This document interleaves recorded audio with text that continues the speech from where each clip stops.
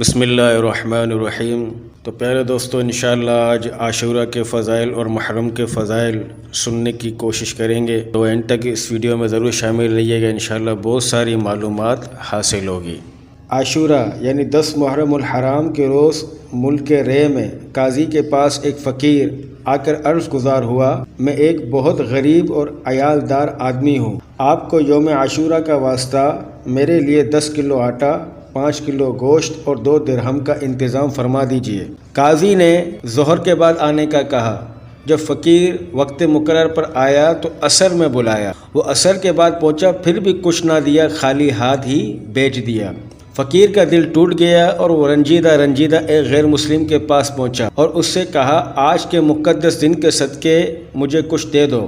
اس نے پوچھا، آج کون سا دن ہے؟ تو فقیر نے عاشورہ کے کچھ فضائل بیان کیے، جسے سن کر اس نے کہا کہ آپ نے بہت ہی عظمت والے دن کا واسطہ دیا، اپنی ضرورت بیان کیجئے۔ فقیر نے اس سے بھی وہی ضرورت بیان کی۔ اس آدمی نے 10 بوری گندم، 100 کلو گوشت اور 20 درہم پیش کرتے ہوئے کہا، یہ آپ کے اہل و عیال کے لیے زندگی بھر ہر ماہ اس دن کی فضیلت اور عظمت کے واسطے مقرر ہے۔ رات کو قاضی صاحب نے خواب دیکھا کہ کوئی کہہ رہا ہے، نظر اٹھا کر دیکھ۔ جب نظر اٹھائی تو 2 عالیشان محل نظر آئے، ایک چاندی اور سونے کی اینٹوں کا اور دوسرا سرخ یاقوت کا تھا۔ قاضی نے پوچھا، یہ دونوں محل کس کے لیے ہے؟ جواب ملا، اگر تم ساحل کی ضرورت پوری کر دیتے تو یہ تمہیں ملتے، مگر چونکہ تم نے اسے خالی ہاتھ لوٹا دیا تھا، اسی لیے اب یہ دونوں محل فلاں غیر مسلم کے لیے ہے۔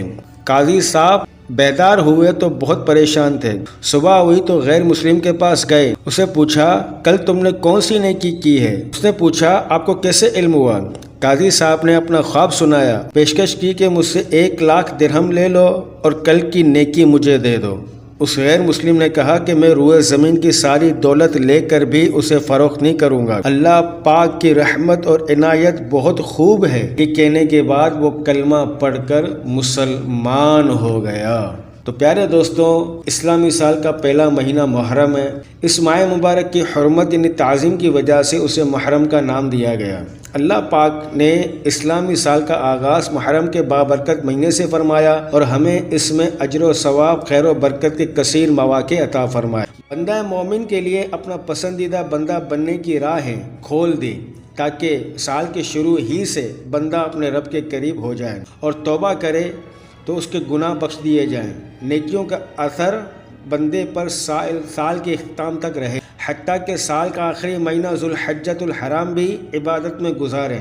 امید ہے کہ اس کے لیے پورے سال کی اطاعت لکھی جائے، کیونکہ جس کے عمل کی ابتدا اور انتہا عبادت پر ہو تو وہ اس حکم میں ہے جو دونوں وقتوں کے درمیان بھی عبادت ہی میں لگا رہا ہو۔ ایک شخص نبی پاک صلی اللہ تعالیٰ علیہ وسلم کی بارگاہ میں حاضر ہوا اور عرض کی، یا رسول اللہ صلی اللہ تعالیٰ علیہ وسلم، رمضان کے علاوہ میں کس مہینے روزے رکھوں؟ فرمایا، اگر تم نے رمضان کے بعد کسی مہینے کے روزے رکھنے ہو تو محرم کے روزے رکھو، کہ یہ اللہ پاک کا مہینہ ہے۔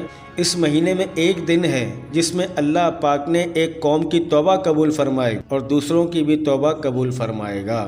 نبی پاک صلی اللہ تعالیٰ علیہ وسلم نے فرمایا، ماہ رمضان کے بعد سب سے افضل روزے اللہ پاک کے مہینے محرم کے روزے ہیں، اور فرض نماز کے بعد سب سے افضل نماز رات کی ہے۔ حضرت سیدنا ابو عثمان نہدی رحمۃ اللہ تعالیٰ علیہ فرماتے ہیں کہ صحابہ کرام 3 عشروں کی تعظیم کیا کرتے تھے۔ نمبر 1 رمضان مبارک کا آخری عشرہ، نمبر 2 ذوالحجۃ الحرام کا پہلا عشرہ، اور نمبر 3 محرم الحرام کا پہلا عشرہ۔ تو پیارے دوستو، اس مبارک ماہ میں 10 محرم الحرام کو خصوصی اہمیت حاصل ہے، اسے یوم عاشورہ کے نام سے جانا جاتا ہے۔ 10 محرم الحرام کو عاشورہ کہنے کی وجہ یہ بھی ہے کہ اس دن اللہ پاک نے 10 انبیاء کرام کو اعزاز اور اکرام سے نوازا۔ یوم عاشورہ کو انبیاء علیہ السلام سے خصوصی نسبت حاصل ہے۔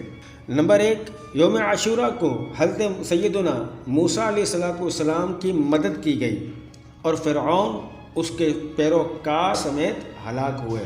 نمبر 2 حضرت سیدنا نوح نجی اللہ علیہ السلام کی کشتی جودی پہاڑ پر ٹھہری۔ نمبر 3 حضرت سیدنا یونس علیہ السلام کو مچھلی کے پیٹ سے نجات ملی۔ نمبر 4 حضرت سیدنا آدم صفی اللہ علیہ السلام کی قبولیت کی توبہ کا دن ہے۔ نمبر 5، حضرت سیدنا یوسف علیہ السلام کنویں سے نکالے گئے۔